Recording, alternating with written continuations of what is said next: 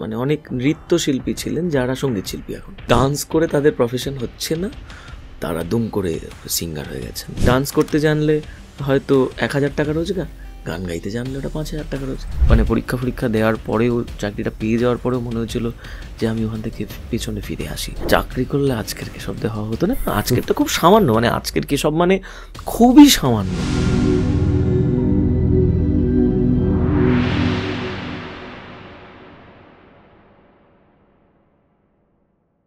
Trend এসে গেছে যে চট করে শিখলাম, চট করে একটু সাকসেস পেয়ে গেলাম, এবং অনেকেরই ইউটিউব দেখে মনে হচ্ছে যে মিউজিক বা আর্ট অ্যান্ড কালচার এগুলো খুব সহজ। এইটা হচ্ছে সামাজিক অবক্ষয় বলতে পারো। অনেক ক্ষেত্রেই আমরা দেখেছি, মানে অনেক নৃত্যশিল্পী ছিলেন যারা সঙ্গীত শিল্পী এখন, কারণ ডান্স করে তাদের প্রফেশন হচ্ছে না, তারা দুম করে সিঙ্গার হয়ে গেছেন। কেউ দুম করে কোনো মঞ্চে শিল্পী মিস করেছেন, তো একজন ডান্সারকে বলা হয়েছে তুমি গান গাও, তো সেই গান হয়তো তিনি ভালো গাইলেন বা অডিয়েন্স নিলেন, তো তারপর দিন থেকে সে গায়ক হয়ে গেল। কারণ ডান্স করতে জানলে হয়তো 1000 টাকা রোজগার, গান গাইতে জানলে ওটা 5000 টাকা রোজগার। এখন এই রোজগারের তাগিদে গিয়ে মানুষের কাছে এই শিল্পটাকে যে পণ্য হিসেবে বিক্রি করা হয়েছে, তবে এতে কিছু করার নেই। মানে এটা যদি আমরা বলি যে এটা খুব ভুল করেছে, তো এই ভুলটা শোধরানোর তো কেউ নেই। মানুষ তো এই ভুলটাতেই চলে আসছে এবং আগামীতেও এভাবেই চলবে, এটা শোধরানোর কেউ নেই, কারণ মানুষ তো তাদের গ্রহণ করেছে। এবার মানুষ যাদের গ্রহণ করেছে, অডিয়েন্স যাদেরকে নিয়েছে, তাদের উপর বলার স্পর্ধা তো আমাদের নেই, কারণ আমরাও তো সেই অডিয়েন্সকে নিয়েই চলতে হয় আমাদেরকে। ইউটিউব থেকে তোমার গান পপুলার হয়েছে, তুমি কি ডেফিনেটলি তার আগেও মিউজিশিয়ান হবেই তো ভেবেছিলে? তুমি মিউজিকটাই করতাম, মানে আমি যখন পড়াশোনা করে আমার যখন মাস্টার্স কমপ্লিট হলো, আমার একটা চাকরির বিষয় হয়েছিল, তো আমি সেটা নিইনি, আমার বাড়ির এগেনস্টে চলে গেছিলাম। মানে তখন বাড়ির লোকজনের বক্তব্য কী করে খাবি, তখন কিছুই রোজগার করি না। তখন একটা অনুষ্ঠান করলে বড় জোর 5000 টাকা 6000 টাকা গান গিয়ে পাই, তাও গাড়ি নিয়ে যেতাম, গিয়ে এই টাকাটা রোজগার করি, আর সাথে কিছু লোকজনের স্টুডিওতে কাজ করতাম। তো সেইগুলো করে তো মাস গেলে বিরাট কিছু যে অ্যামাউন্ট হচ্ছে এমন নয়। সেটা সত্যি আমাকে সেই মুহূর্তে অনেকটা ভাবিয়েছিল যে আমি কী করব। তো বাড়ির লোকজন তখন একটু চাপ নিয়েছিল যে ও কী করবে ভবিষ্যতে যদি এখন চাকরিটা না নেয়। তো আমি সেটা নিইনি। মানে পরীক্ষা দেওয়ার পরেও, চাকরিটা পেয়ে যাওয়ার পরেও মনে হয়েছিল যে আমি ওখান থেকে পেছনে ফিরে আসি। কারণ চাকরি করলে আজকের কেশব হওয়া হতো না। আজকেরটা খুব সামান্য, মানে আজকের কেশব মানে খুবই সামান্য। তোমার কাছ থেকে আমার অনেকগুলো পয়েন্ট, মানে তুমি যখন বলছিলে জানার আছে, আমি তোমার একটা জিনিস জিজ্ঞাসা করব, হয়তো একটু তোমার বিতর্কিতও লাগতে পারে, যে ধরো এই যে অরিজিনালস আসা, তখন তোমার একটা গানের কপিরাইট স্ট্রাইক নিয়ে একটা ইস্যু হয়েছিল, বা পরবর্তীকালে তোমার ব্যক্তিগত জীবনেও বেশ কিছু বিতর্ক তৈরি হয়। তোমার কি মনে হয় যে নেগেটিভিটিগুলো তোমার লাইফে ভবিষ্যতে পজিটিভ দিক হয়ে ফিরে এসেছে? অবভিয়াসলি এগুলোই আমার লাইফে অনেক বড় পজিটিভিটির কারণ হয়েছে। দেখো, তুমি যেটা স্ট্রাইকের কথা বললে, ওটা একটা কাভার গান ছিল, রাইট? হ্যাঁ, ওই কাভার গানটা আমি উইথ পারমিশন, মানে আমার কাছে মেলের পারমিশন ছিল, যে কারণেই স্ট্রাইকটা উঠে গেছিলো পরে, বা তারপরে সেই ইগো সামলাতে না পেরে সেই শিল্পী আমার নামে এফআইআর করেন।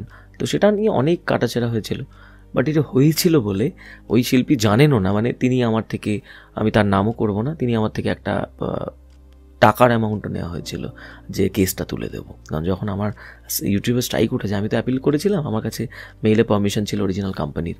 তো তারপরে দাঁড়িয়ে না, এটা নিয়ে একটু থানা পুলিশ হয়ে যায়।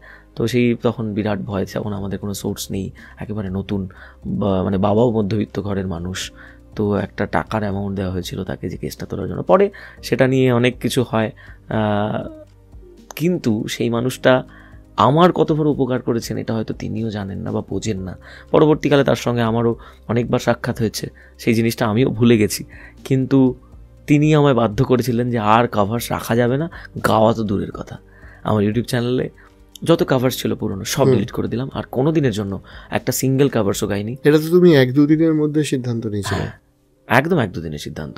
মানে ওখান থেকে যখন সেই পুলিশ স্টেশনে বসে সেই অফিসার যখন আমাকে উল্টোপাল্টা বলছেন, এবং যেখানে আমার কোনো দোষ নেই, মানে সবথেকে বড় কথা, যিনি অফিসার তিনি তো গান বাজনা সংক্রান্ত কপিরাইট সেগুলো জানেন না।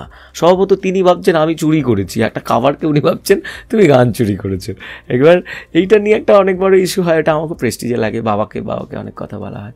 তো তখন মনে হয়েছিল দূর গাইব না, আমি ওনার গান গাইবো কেন, আমি গান বানাবো, দুজন শুনুক না, আমার গান হবে বলে চ্যানেল থেকে সব ডিলিট করে দিলাম।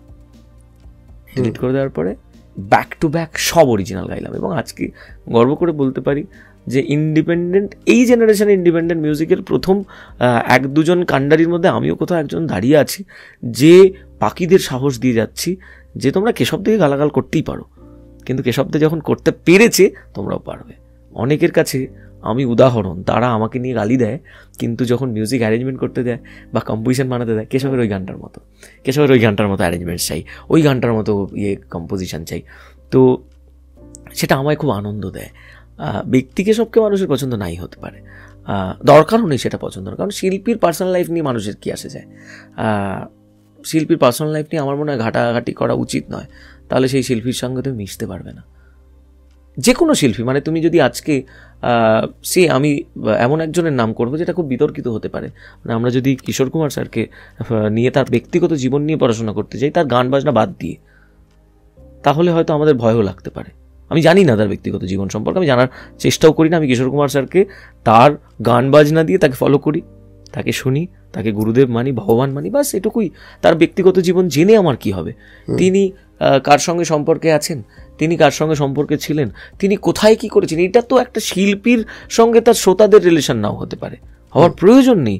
শিল্পীর সাথে শ্রোতার সম্পর্ক এটুকুই হওয়া উচিত যে গানটা ভাল লাগছে আর গানটা ভাল লাগছে না, এই দুটোই সম্পর্ক। কারণ দেখো, প্রত্যেকটা মানুষের জীবনে কিছু না কিছু নেগেটিভ একটা সাইড আছে, থাকতেই হবে, তাইলে সেই মানুষটার পজিটিভ দিক হতো না, মানে তাহলে তো 24 ঘন্টা দিন থাকতো। সকালবেলায় সূর্যটা ওঠে বলে তার একটা মানুষের কাজে বেরোনোর একটা আর রাত্রিবেলা অন্ধকার থাকে বলে মানুষ ঘুমানোর একটা সময় সুযোগ পায়। যদি 24 ঘন্টা দিন থাকতো, মানুষ খেটে খেটে মরে যেত। তো সেটাই বলছি যে একটা শিল্পীর জীবন নিয়ে যদি তুমি জানতে চেষ্টা করো, তাহলে হয়তো সেই মানুষটার কাজ আর তুমি শুনবে না।